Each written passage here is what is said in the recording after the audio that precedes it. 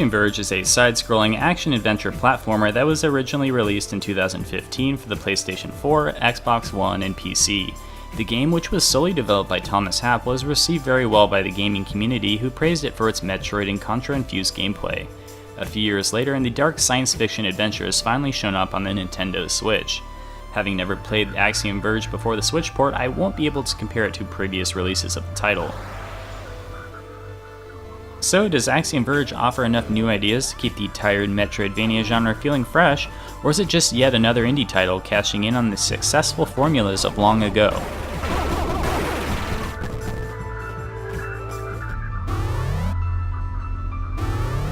If you're familiar with the earlier works of David Cronenberg, you're going to have a sense of deja vu by the end of the opening cutscene.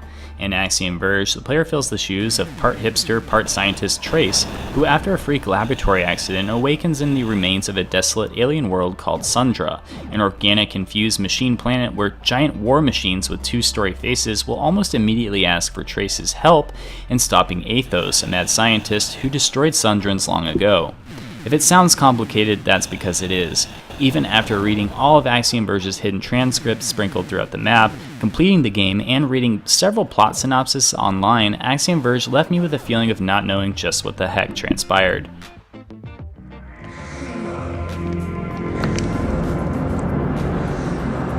I've got something I want to play for you. Oh my God!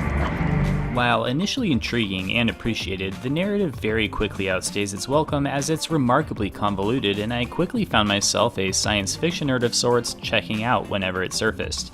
The writing and story are not terrible by any stretch of the imagination, they just don't really have too much to say and were far too obtrusive.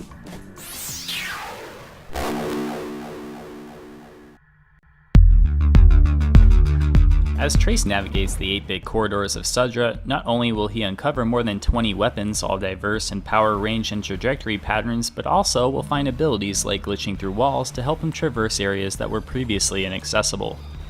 Powerhouse weapons like the Kilver are great for more intimate encounters and damaging enemies through walls, but the circular spread is completely confined to Trace's immediate proximity, while weapons like the Lightning Gun are fantastic for horizontal stretches as its electric arc reaches across the screen and auto-locks onto enemies from a distance. Sadly, one of Trace's more prominent endgame abilities often became an input nightmare using the Switch's analog stick in handheld mode, so unless you have a modded Joy-Con with a D-pad, you're going to want to use a Pro Controller and avoid the frustration. The many boss encounters in Axiom Verge are often tremendously satisfying and will require precise agility as well as pattern recognition to overcome. The one caveat here being the final showdown was a little too underwhelming. By the end of the game, Trace's impressive weapon set and sleeve of fun abilities just sort of fell to the wayside as you would constantly shoot at a designated spot during the final encounter. Overall, the gameplay is nothing new, but it's unique enough to stand on its own.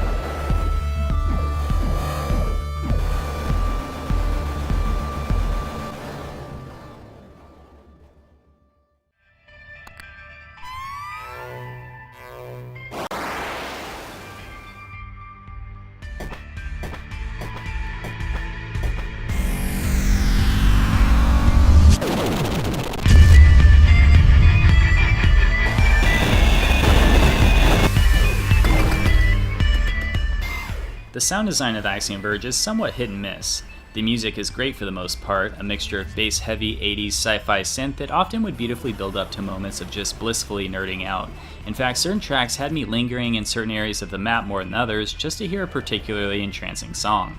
Outside of maybe one track that features some god-awful vocals akin to Ocarina of Time's Fire Temple music, the music in Axiom Verge really grows on you and is best experienced wearing headphones.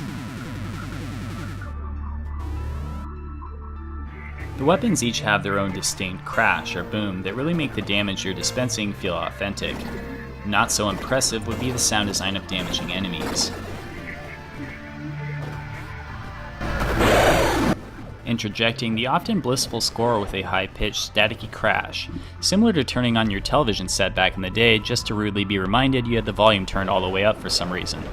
So overall, the music is often fantastic, but the rest of the effects will require some fine-tuning in the settings menu for your eardrums to remain healthy. clocking in at just under 15 hours, you're definitely going to get your money's worth with this quarter gigabyte install. And while perhaps he isn't able to surpass his clear inspirations, Thomas Happ absolutely was able to pay a worthy tribute to them by offering enough freshness and variety to the proven formula. Axiom Verge is retailing for $19.99 on the eShop, but at the time of writing this review is actually on sale for $13, so I would go ahead and pick this one up.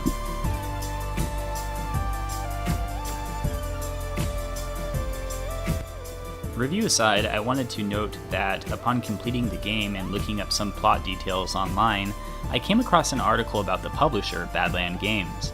And apparently these guys have been donating 75% of the game's total profit to the care of the developer's son who's dealing with some medical issues. This did not at all reflect in my score of the game, but is totally something extra that makes Axiom Verge that much more special. As for its asking price, you're not only getting a fantastic game, but you're also supporting a fantastic cause.